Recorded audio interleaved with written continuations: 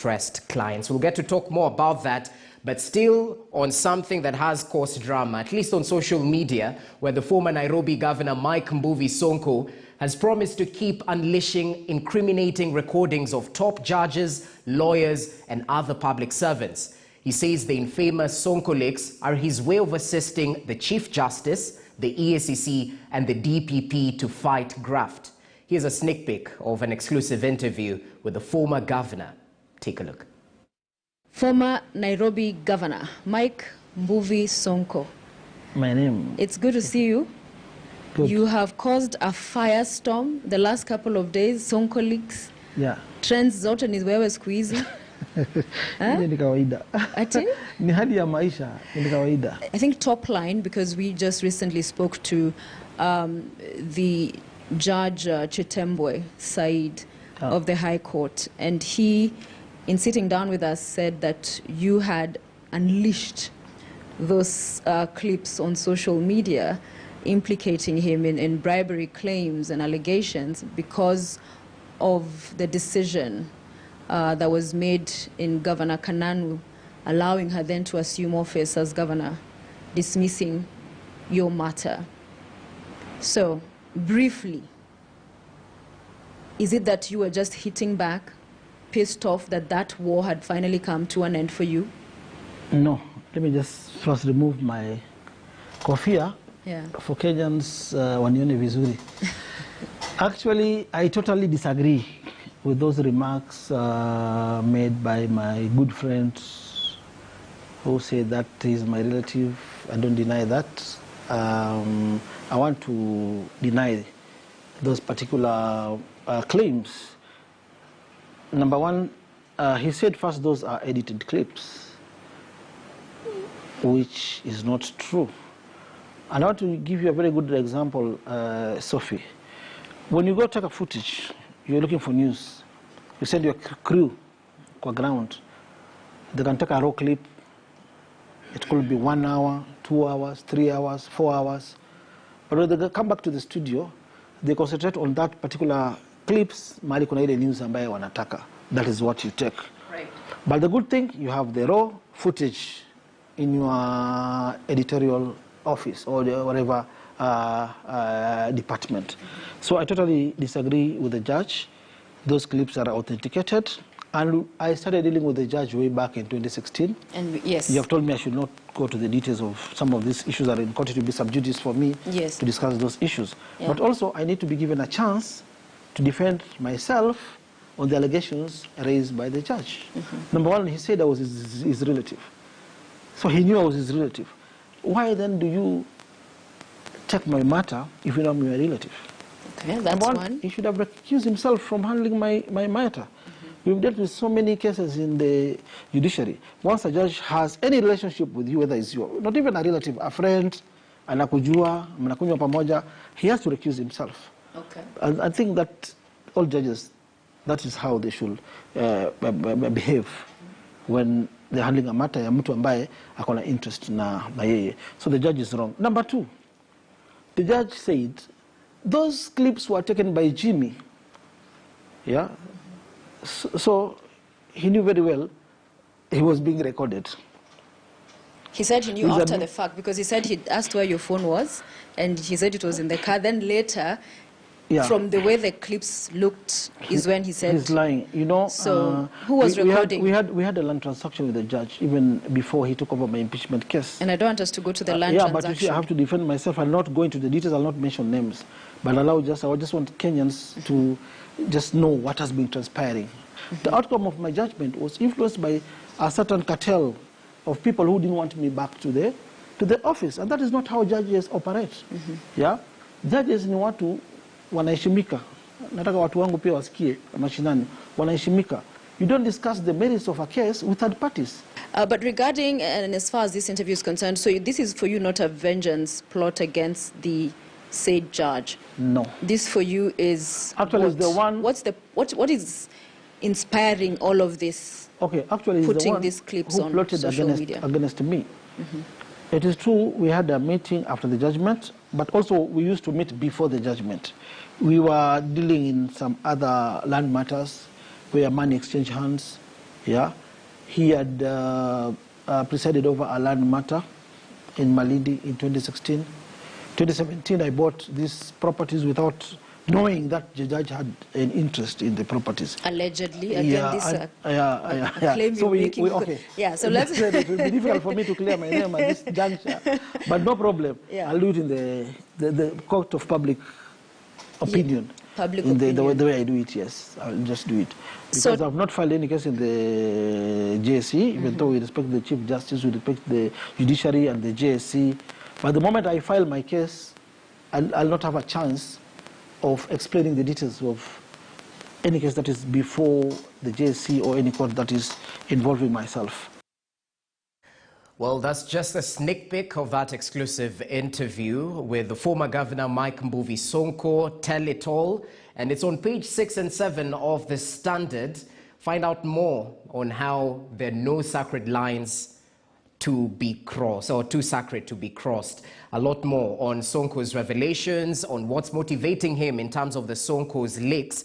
And remember, all this has to do with the judiciary. A lot has to do with the judiciary in terms of the leaks. The JSC is currently looking into those allegations fronted against Judge Chitembwe, but according to Sonko, state officers should recuse themselves in such instances. Well, a lot more, according to him, is coming up, so definitely stay tuned for that and much more. We'll run the full clip of the interview later on during the broadcast. But let's start with the deliberations of the day, and perhaps just as I introduce my panelists, I'd like their quick reaction to the Sonko leaks, quote unquote, because I understand there's a court order out. We can't talk about the specifics. The JSC is looking into the matter, but it definitely paints a bad picture, whichever way you look at it, in terms of the judiciary and whether they are beyond Caesar's reproach, quote unquote. So Bunyasi Sakwa joins me in studio. Nambale, Member of Parliament, asante sana for your time and good morning. Good morning, Jesse. Asante. Equally joined by Kevin Osido, who's the Executive Director of County Government Watch. Asante sana for your time. It's been a while, Osido. Karibu. Asante, nashukuru. Perhaps let's start with your thoughts on the man that is Sonko. Well, a man who records almost everything. No audience is too intimate. But this time round, he's a man on a mission. And according to him, it's not a personal vendetta. He's just cleaning up the judiciary in a way only he knows. Let's start with you, Osido. Well, what's your take on this whole drama and the revelations that have unfolded? Thank you so much, Jesse, and good morning to our viewers. What the former governor of Nairobi City County Government is doing is a global phenomenon. We have seen recordings of videos and voices, that's audio for different reasons. It's not the first time that we are seeing recordings. In fact, high-level government officials being recorded. We had the former PS Gidongo recording a cabinet minister, Chris Murungaru. And after that, he fled the country and came back and is doing, he walked his path and is moving on. We have seen other agencies, including within the global, arena, sharing WikiLeaks. The other day, we had leaks that actually even, quote-unquote, implicated our president, Uhuru Kenyatta, and his family. And these are global phenomenal issues. The only issue with Mheshimiwa Sonko is that he, in my view, from, non-verbal cues, looks like, as you rightfully said, somebody who is fighting back. Because this is not the first time that Sonko is making such recordings. He put the president on loudspeaker, and, that probably was one of the reasons for his, the beginning of his downfall. And what really would be interesting to look at is accountability, transparency from a governance perspective. And probably if citizens feel that they can be able to record government officials, remember that there are also rights of individuals that are being recorded. You have to share and inform the other party that you want to record, and also indicate reasons as to why you want to record. You have to seek consent, and if you want to do it for reasons that probably Mheshimiwa Sonko is doing, then you must be very ready to defend, and probably that is where now we find ourselves, where, for example, the judge is currently being investigated, I presume by JSC. Yeah. We'll have to begin a conversation around how DCI comes into this, because you also look at the amount of backlog of cases and monies that Sonko is talking about. Remember, he says they never met once. They met and had other dealings. So where is the space of conflict of interest for, state officers and public servants who are supposed to be very, as you said, rise beyond the scissors knife and indicate impartiality and also boost public confidence that the judiciary, for example, in this particular case, is one that cannot be implicated and is able to adjudicate over matters without citizens fearing that probably they have been compromised or that people that they are standing against in the cases that they could be involved are going to compromise the said judges. So this is a matter that I believe will set a precedence in terms of how we undertake and look at issues around transparency, accountability. But much more fundamentally, Jesse, is to look at the space of, public officers and civil servants declaring their interests in such kind of arenas where they are involved to be able to discharge, public duty. Okay, and true, the JSC is definitely looking into those allegations, but the bigger question would be, Sakwa, the judiciary is usually looked at as the white sheep when you take a look at the three arms of government. It should inspire confidence, and as public officers, you shouldn't find yourselves in such situations. Does such recordings, what say you, does it inspire confidence in the judiciary from where you sit, even as we wait for the JSC to dispense of this matter, whether it's true or not? It doesn't inspire confidence, but I think this demonstrates one fact of life, that most people operate at different levels in their discourse, in the way they relate to the society.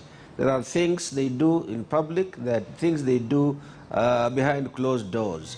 The Sonko leaks are beginning in his own world, and he lives in many different worlds, reducing that gap, that divergence between that behind the doors communication and the public communication. People say one thing in private and do something else in public. That's true of our society, and I think it's a mirror in the judiciary as well. The judiciary is an extract of individuals from the society in which we live. And I think we should take a broader cue from a policy perspective, that there are many things that are going on that would be perhaps illegal or would be ugly, that are just a veneer below the surface. Sometimes we know that, but we don't explore it. And I think what's happening with Sonko, quite apart from the fact that it's hugely embarrassing both to the individuals and to the institutions involved, it also says something about himself. But I think we should all be conscious, particularly the law enforcement agencies, to scratch below the surface to get to these pieces of information. They can't be that secret.